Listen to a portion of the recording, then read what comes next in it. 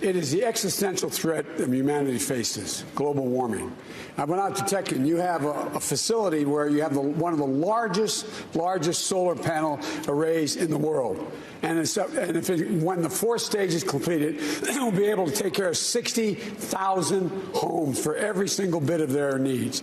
And what I would do is, number one, work on providing the $47 billion we have for tech and to making sure we find answers, is to provide a way to transmit that wind and solar energy across the network in the United States. Invest in battery technology. I would immediately reinstate all of the elimination of what Trump has eliminated in terms of EPA. I would secondly make sure that we had 500,000 new charging stations in every new highway we built in the United States of America or repaired. I would make sure that we once again made sure that we got the mileage standards back up, which would have saved over 12 billion barrels of oil had he not walked away from it. And I would invest in rail.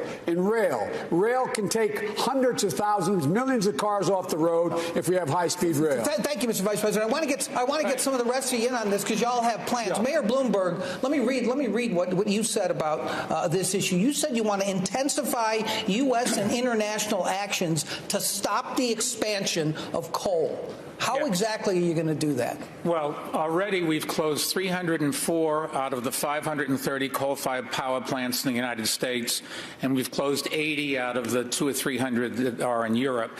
Bloomberg Philanthropies working with the Sierra Club. That's one of the things you do.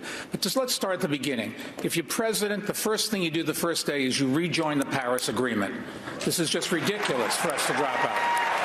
Two, America's responsibility is to be the leader in the world. And if we don't, we're the ones that are going to get hurt just as much as anybody else. And that's why I don't want to have us cut off all relationships with China, because you will never solve this problem without China and India, Western Europe and America. That's for most of the greenhouse gas. Let me just finish one other thing. I believe, and you can tell me whether this is right, but the solar array that the Vice President was talking about is being closed because it's not economic, that you can put solar panels in modern technology, even more modern than that. All right. Mayor, I want to let Senator Warren jump in here, just because you've said something that's really specific to Nevada. And the tension here in this state is between people who want renewable energy and people who want conservation on public lands. Yeah. 85% of Nevada is managed by the federal government. You have said that you are going to have an executive order that would stop drilling on public land, stop mining, which is a huge industry here. You got to have lithium. You got to have copper for renewable energy. How do you do that? So, look, I think we should stop all new drilling and mining on public lands and all offshore drilling. If we need to make exceptions because there are specific minerals that we've got to have access to, then we locate those and we do it not in a way that just is about the profits of giant industries, but in a way that is sustainable for the environment. We cannot continue to let our public lands be used for profits by those who don't care about our environment and are not making it better. Look, I'm going to say something that is really controversial in Washington, but I think I'm safe to say this here in Nevada. I believe in science, and I believe that the way that we're going to deal with this problem is that we are going to increase by tenfold our investment in science. There's an upcoming $27 trillion market worldwide for green, and much of what is needed has not yet been invented. My proposal is let's invent it here in the United States and then say, we invented in the U.S., you've got to build it in the U.S. That's a million new manufacturing We're going to stick to this topic, but Senator Sanders, I'm going to move to fracking. You want a total ban on natural gas extraction, fracking in the next 5 years. The industry obviously supports a lot of jobs around the country, including thousands in the battleground state of Pennsylvania. One unit official there told the New York Times, quote, "If we end up with a Democratic candidate that supports a fracking ban, I'm going to tell my members that either you don't vote or you vote for the other guy." What do you tell these workers? It's supporting a big industry right now, sir. What I tell these workers is that the scientists are telling us that if we don't act incredibly boldly within the next 6-7 years, there will be irreparable damage done, not just to Nevada, not just to Vermont or Massachusetts, but to the entire world. Joe said it right. This is an existential threat. You know what that means, Chuck? That means we're fighting for the future of this planet. And the Green New Deal that I support, by the way, will create up to 20 million good-paying jobs as we move our energy system away from fossil fuel to energy efficiency and sustainable energy. This is a moral issue, my friends. We have to take the responsibility of making sure that the planet we leave our children and grandchildren is a planet that is healthy and habitable, that is more important than the profits of the fossil fuel industry. I want to keep this going. Senator Klobuchar, you're not on the same page at a total ban of fracking. You call it a transitional fuel. But scientists are sounding this alarm now.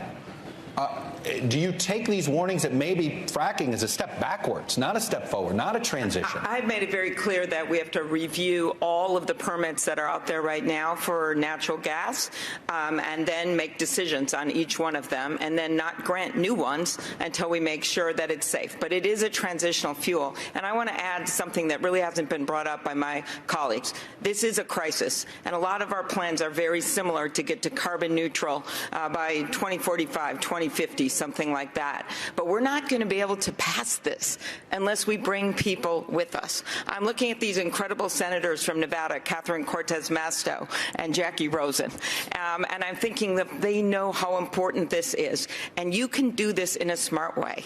One, get back into that international climate change agreement. Two, clean power rules, bring those back. And the president can do this herself without Congress, as well as the gas mileage standard. But when it comes to putting a price on carbon, this is very important, Chuck. We have to make sure that that money goes back directly as dividends to the people that are going to need help for paying their bills. Otherwise, we're not going to pass it. So there has to be a heart to the policy to get this done. Senator Warren, address the worker issue, if you don't mind, as well. Can you address the worker issue? Yes. We can have a Green New Deal and create jobs. We need people in infrastructure who will help build. We have manufacturing. They can lose that job tomorrow, though. That's what they're concerned about. Those jobs are for tomorrow. Those are the ones we need to be working on to harden our infrastructure right now. But listen to Senator Klobuchar's point. She says we have to think smaller in order to get it passed. I don't think that's the right approach here. Why can't we get anything passed in Washington on climate? Everyone understands the urgency, but we've got two problems. The first is corruption, an industry that makes its money felt all through Washington. The first thing I want to do in Washington is pass my anti-corruption bill so that we can start making the changes we need to make on climate. And the second is the filibuster. If you're not willing to roll back the filibuster, then you're giving the fossil fuel industry a veto. Thank you, Vanessa. All of the work. Senator, thank you. Vanessa's got the next question. Vice President Biden, you have said that you want to hold oil and gas executives accountable for their role in harming our planet. You have even suggested that you might put them in jail. Which companies are you talking about, and how far are you willing to go? I'm willing to go as far as we have to go. First of all, I would eliminate all the subsidies we have for oil and gas. Eliminate it, period. That would save millions and millions of billions of dollars. Number two, I think that any executive who is engaged in, and by the way, minority communities are the communities being most badly hurt by the way in which we deal with climate change. They are the ones who become the victims. That's where the asthma is. That's where the groundwater supply has been polluted. That's where, in fact, people, do not have the opportunity to be able to get away from everything from still asbestos in the walls of our schools. I have $1 trillion program for infrastructure. That will provide for thousands and thousands of new jobs, not $15 an hour, but $50 an hour plus benefits. Unions being able to do that. And what it does is it will change the nature. Look, here's the last point my time's going to run out. Here's the last point I want to make to you. On day one, when I'm elected president, President, I'm going to invite all of the members of the Paris Accord to Washington, D.C. They make up 85% of the problem. They know me. I'm used to dealing with international relations. I will get them to up the ante in a big way. Vice President Biden, you didn't answer to my questions. I thought I did. What would you do with these companies that are responsible for the destruction of our planet? What would I do with them? I would make sure they, number one, stop. Number two, if you demonstrate that they, in fact, have done things already that are bad and they've been lying, they should be able to be sued. They should be able to be held personally accountable. And they should, and not only the company, not the stockholders, but the CEOs of those companies. They should be engaged. And it's a little bit like, look, this is the industry we should be able to sue. We should go after, just like we did the drug companies, just like we did with the tobacco companies. The only company we can't go after are gun manufacturers because of my buddy here, but that's a different issue. We're going to stay on the topic. My question is to Mayor Bloomberg. Mayor Bloomberg, your business is heavily invested in China. I think you mentioned that a few questions back. The #1 producer in the world of carbon emissions. How far would you go to force China to reduce those emissions and tackle the climate crisis? Well, you're not going to go to war with them. You have to negotiate with them and try to, and we've seen how well that works with tariffs that are hurting us. What you have to do is convince the Chinese that it is in their interest as well. Their people are going to die just as our people are going to die, and we work together. In all fairness, the Chinese have slowed down. It's India that is an even bigger problem. But it is an enormous problem. Nobody's doing anything about it. We could, right here in America, make a big difference. We're closing the coal-fired power plants. If we enforced some of the rules on fracking so that they don't release methane into the air and into the water, you'll make a big difference. But we're not going to get rid of fracking for a while. And we frack, incidentally, not just natural gas, you frack oil as well. It is a technique, and when it's done poorly, like they're doing in too many places where the methane gets out into the air, it is very damaging. But it's a transition fuel. I think the Senator said it right. We want to go to all renewables, but that's still many years from now. And before, I think the Senator mentioned 2050 for some data.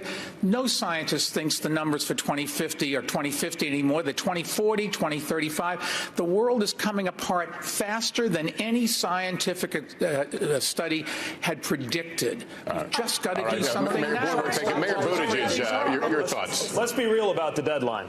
It's not 2050, it's not 2040, it's not 2030, it's 2020. Because if we don't elect a president who actually believes in climate science now, we will never meet any of the other scientific or policy deadlines that we need to.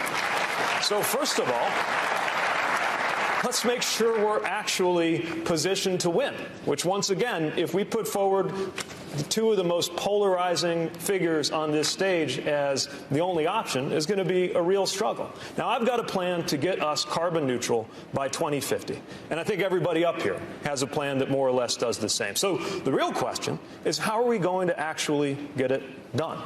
We need leadership to make this a national project that breaks down the partisan and political tug of war that prevents anything from getting done. How do you do it?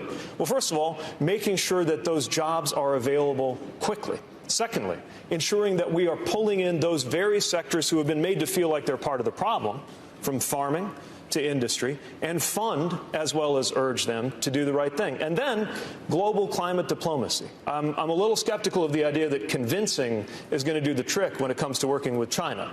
America has repeatedly overestimated our ability to shape Chinese ambitions. But what we can do is ensure that we use the hard tools let me hear from Senator Warner to enforce what has to happen. Yes, I want to make sure that the question of environmental justice gets more than a glancing blow in this debate.